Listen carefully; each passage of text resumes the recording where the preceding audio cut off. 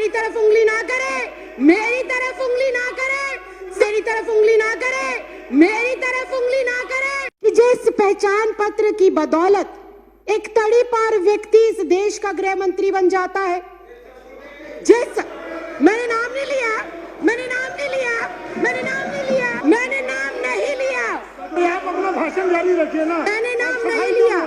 जिस पहचान पत्र की बदौलत एक आम साधारण नागरिक एक तड़ीपार को चुनकर देश का गृह मंत्री बना सकता है।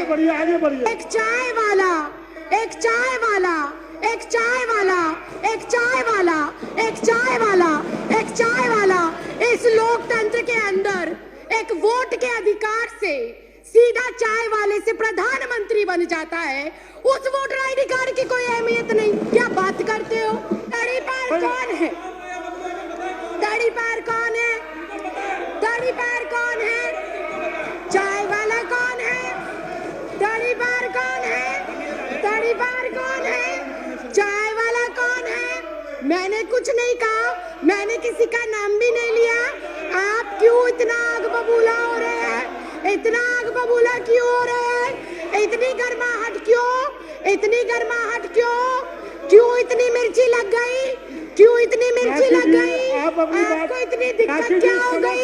आपको इतनी परेशानी क्या हो गई? प्रधानमंत्री अपने माता पिता का जन्म प्रमाण पत्र दिखा पाएंगे क्या?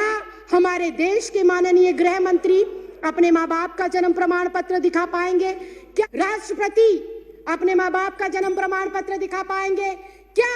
आरएसएस प्रमुख मोहन भागवत अपने माँ बाप का प्रमाण पत्र दिखा पाएंगे क्या? उन्हें डिटेंशन सेंटर भेजा जाएगा? अगर वो लोग डिटेंशन सेंटर नहीं जाएंगे तो इस देश का आम गरीब मजलूब परिवार का सदस्य क्यों डिटेंशन सेंटर जाएगा? किस देश के अंदर इस समय कैसी सरकार चल रही है जो बहुत कंफ्यूज है, जो बहुत अज्ञानी तरीके से, अनजान तरीके से, उसे पता ही नहीं है कि देश को किस ओर लेकर जाना है, देश के लिए क्या जरूरी है, देश के लिए कौन से मुद्दे महत्वपूर्ण हैं, देश के लिए कौन से कानून महत्वपूर्ण हैं। उनको इस चीज की बिल्कुल जानकारी नहीं है। बहुत ही अजीब से लोग इस देश के केंद्र की सत्ता के ऊपर बैठकर अजीबोगरीब फैसले ले रहे हैं। जो इस देश में अभी तक विदेशी कहे जा रहे हैं उनको ये नागरिकता दे रहे हैं बिना किसी कॉमा फुल स्टॉप के। और इस देश के अंदर जो सदियों से, दशकों से रह रहे हैं उनको ये कहते हैं कि अगर तुम इस देश के नागरिक हो तो तुम्हें कागजात देने पड़ेंगे, तुम्हें प्रूफ करना पड़ेगा कि तुम इस देश के नागरिक हो। यह अजीब विडंबना है।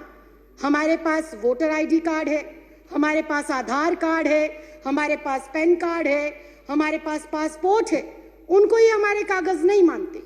जिस वोटर आईडी कार्ड से इनको सत्ता में चुनकर भेजा गया, जिस वोटर आईडी कार्ड से ग्राम पंचायत हो, निगम का चुनाव हो, विधानसभा का चुनाव हो या देश की सर्वोच्च संस्था लोकसभा का चुनाव हो, जिस वोटर आईडी से देश के 128 करोड़ लोग इनको चुनकर भेजते हैं, उस वोटर आईडी कार्ड को भी ये हमारा सबूत के तौर पर मानने को तैयार नहीं। बहुत ही हास्यास्पद बात है कि जिस पहचान पत्र की बदौलत एक तड़ीपार व्यक्ति इस देश का गृह मंत्री बन जाता है, मैंने नाम नहीं लिया, मैंने नाम नहीं लिया, मैंने नाम नहीं लिया, मैंने नाम नहीं लिया, मैंने नाम नहीं लिया। ये बहुत ही हास्यास्पद है, ये बहुत ही हास्यास्पद है। ये ऑन रिकॉर्ड है, ये ऑन रिकॉर्ड है, ये ऑन रिकॉर्ड है, ये ऑन रिकॉर्ड है। मैंने नाम नहीं लिया। आप अपना भाषण जारी रखिए ना। मैंने नाम नहीं लिया। आप अपनी बात जारी रखिए। मैं अध्यक्ष जी यही कह रही हूँ, मैं अध्यक्ष जी, आप मेरी तरफ उंगली ना करें, मेरी तरफ उंगली ना करें। सारे प्रिविलेज का मामला है। पहले उन्होंने मेरी तरफ उंगली करी क्यों? अपनी बात कैसे रही है? अध्यक्ष जी, मैं बहुत शांति से और शालीनता से ये कह रही हूँ कि जिस पहचान पत्र की बदौलत एक आम साधारण नागरिक एक तड़ीपार को चुनकर देश का गृह मंत्री बना सकता है। आगे बढ़िए। एक चाय वाला, एक चाय वाला, एक चाय चाय वाला, एक चाय वाला इस लोकतंत्र के अंदर एक वोट के अधिकार से सीधा चाय वाले से प्रधानमंत्री बन जाता है, उस वोटर आईडी कार्ड की कोई अहमियत नहीं। क्या बात करते हो, क्या बात करते हो? और मैंने किसी का नाम नहीं लिया। आपको कोई आपत्ति है, आप माननीय अध्यक्ष जी से बात करें। आपको कोई आपत्ति है, आप माननीय अध्यक्ष जी। तड़ीपार कौन है? तड़ीपार कौन है?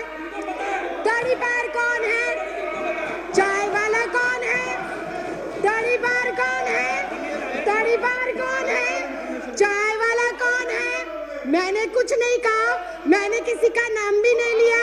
आप क्यों इतना आग बबूला हो रहे हैं? इतना आग बबूला क्यों हो रहे हैं? इतनी गर्माहट क्यों? इतनी गर्माहट क्यों? क्यों इतनी मिर्ची लग गई? क्यों इतनी मिर्ची लग गई? आपको इतनी दिक्कत क्या हो गई? आपको इतनी परेशानी क्या हो गई? मैंने तो किसी का नाम भी नहीं लिया, मैंने किसी दल का नाम नहीं लिया, मैंने किसी व्यक्ति विशेष का नाम नहीं लिया। राखी जी, आप अपनी बात पूरी करिए। राखी जी, आप उधर इशारा मत करिए। नहीं, मैं समय कट करके बैठा रहा हूँ। आप इशारा करके बात मत करिए। मैं अध्यक्ष जी आप मुझसे 2 मिनट के अंदर, आप कोई सफाई ना, लेकिन अगर विपक्ष ऐसे टीका टिप्पणी करेगा, आप बोलते रहिए ना। विपक्ष टीका टिप्पणी करेगा, कैसे चलेगा? आप बोलते रहिए। अनुशासन नाम की चीज है, आप बोलते रहिए ना। आपको किसने? अनुशासन नाम की चीज है, आप उन्हें अनुशासन सिखाइए। मत करिए प्लीज। मैं अध्यक्ष जी 3 मिनट के अंदर, महज 3 मिनट के अंदर अपनी जो मेरा संदेह है और जो मेरे सवाल है और जो मेरा विचार है, मैं वो आपके सामने रख रही हूँ। मैं अपने बातों को दोबारा रिपीट करती हूँ कि जब एक मतदाता, राखी जी, मैं दोबारा रिपीट करने की इजाजत नहीं दे रहा। जब एक मतदाता अपने मतदान का प्रयोग कर कर मेरे जैसी एक साधारण सी लड़की, 25 गज में रहने वाली लड़की को लोकतंत्र के इतने बड़े मंदिर में भेजता है, तो वो सबसे बड़ा प्रूफ होना चाहिए। बाबा साहब भीमराव अंबेडकर ने वोट डालने का अधिकार सबको दिया, और वो वोट डालने का अधिकार इस बात को सिद्ध करता है कि हम इस भारत देश के नागरिक हैं। मैं सिर्फ इतना कहना चाहती हूं कि 1989 से पहले कानूनन ऐसी कोई प्रतिबद्धता, ऐसी कोई मजबूरी या अनिवार्य नहीं था कि एक कोई भी जो बच्चा पैदा होगा, जो भी व्यक्ति जन्म लेगा, उसका जन्म प्रमाण पत्र बनाया जाए। ऐसी कोई पॉलिसी नहीं थी। जब ऐसी पॉलिसी पहले नहीं थी तो मुझे समझ नहीं आता एनपीआर, एनआरसी और सीए के लिए माँ बाप का जन्म प्रमाण पत्र हो अनिवार्य, ये किस बिहाफ पर लिखा गया, ये बिल्कुल समझ के परे।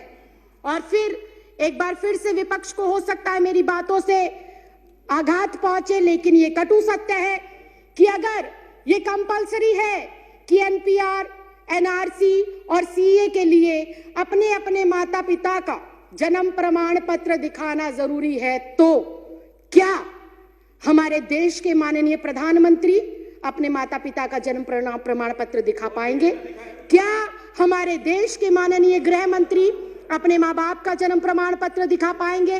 क्या हमारे इस देश के रक्षा मंत्री हमारे जो ये एनसीआर, एनपीआर और सीए है, इसके माध्यम से अपने माँ बाप का जन्म प्रमाण पत्र दिखा पाएंगे? क्या इस देश के माननीय राष्ट्रपति अपने माँ बाप का जन्म प्रमाण पत्र दिखा पाएंगे? क्या आरएसएस प्रमुख मोहन भागवत अपने माँ बाप का प्रमाण पत्र दिखा पाएंगे? क्या श्री एल.के. आडवाणी जी अपने माँ बाप का प्रमाण पत्र दिखा पाएंगे? या माननीय अध्यक्ष महोदय आप स्वयं अपने माँ बाप का प्रमाण पत्र दिखा पाएंगे? अगर ये संभव नहीं है, अगर ये संभव नहीं है, अगर ये संभव नहीं है, अगर ये संभव नहीं है, अगर ये संभव नहीं है, राखी जी, अगर ये संभव नहीं है, तो मैं माननीय अध्यक्ष महोदय सिर्फ इतना कहना चाहती हूं कि जब बीजेपी का शीर्ष नेतृत्व, केंद्र में बैठे मंत्रिमंडल, प्रधानमंत्री, गृह मंत्री अपने माँ बाप का बर्थ सर्टिफिकेट नहीं दिखा सकते, तो क्या उन्हें, मैं कंक्लूड ही कर रही हूँ सर, क्या उन्हें डिटेंशन सेंटर भेजा जाएगा? अगर वो लोग डिटेंशन सेंटर नहीं जाएंगे तो इस देश का आम गरीब मजलूब परिवार का सदस्य क्यों डिटेंशन सेंटर जाएगा? ये सवाल आज इस लोकतंत्र के मंदिर में मैं आपके माध्यम से केंद्र सरकार से पूछना चाहती हूँ। अध्यक्ष जी, मुझे 2 मिनट दे दीजिए, मैं अपनी बात को खत्म कर रही हूँ। अध्यक्ष जी, मुझे ऐसा लगता है कि एनपीआर, एनआरसी और सीए महज देश की जनता को भटकाने के लिए एक हथियार के रूप में केंद्र सरकार आजमा रही है और भटकाना चाहती है। वो अपनी नाकामियों से जनता को, नोटबंदी से देश को भटकाना चाहती है, जीएसटी की जो अभी मार पड़ी है व्यापारियों के ऊपर, उससे देश की जनता को वो भटकाना चाहती है। बेरोजगारी जो पिछले 45 सालों के अंदर सर्वोपरि आंकड़ा इस साल में आया है, उससे देश की जनता को भटकाने के लिए हथियार के रूप में इसका प्रयोग हो रहा है। राइफल सौदा हो गया, दलितों पर अत्याचार हो गया, अर्थव्यवस्था किस तरह से चरमराई हुई है। अध्यक्ष जी, मैं एक लाइन कहकर सर, मैं भी रिक्वेस्ट कर रही हूँ, फाइनल क्लोजिंग लाइन कहकर मैं जो है अपनी बात को विराम देती हूँ कि अध्यक्ष जी, ये जो भाजपा सरकार है, ये एक संकीर्ण मानसिकता की सरकार है। इस सरकार को जब से ये अस्तित्व में आई है, किसान सड़कों पर है, छात्र सड़कों पर है, महिला सड़कों पर है, पुरुष सड़कों पर है, दलित सड़कों पर है, वकील सड़कों पर है, डॉक्टर सड़कों पर है, इंजीनियर सड़कों पर है। ये सरकार नहीं, संविधान विरोधी लोग हैं और एनपीआर, सीए और एनआरसी को लाकर ये वोट के अधिकार को खत्म करना चाहते हैं और अपना एकाधिकार स्थापित कर कर लोगों को उनके अधिकारों से वंचित रखना चाहते हैं। माननीय अध्यक्ष, मैं आपके माध्यम से ये कहना चाहती हूँ, माननीय मंत्री श्री गोपाल राय जी ने जो अपना प्रस्ताव रखा है, इस सदन के सदस्य होने के नाते, इस देश की नागरिक होने के नाते, मैं आज यहाँ से आपसे विनम्र प्रार्थना करती हूँ कि मैं इस प्रस्ताव का समर्थन करती हूँ और दिल्ली में इसको कतई भी किसी भी सूरत में लागू नहीं करना चाहिए। इस खबर को अभी लाइक करें, शेयर करें और ऑनलाइन न्यूज इंडिया की सभी खबरें अपने मोबाइल फोन पर सबसे पहले देखने के लिए अभी चैनल को सब्सक्राइब करें और घंटी जरूर दबाएं।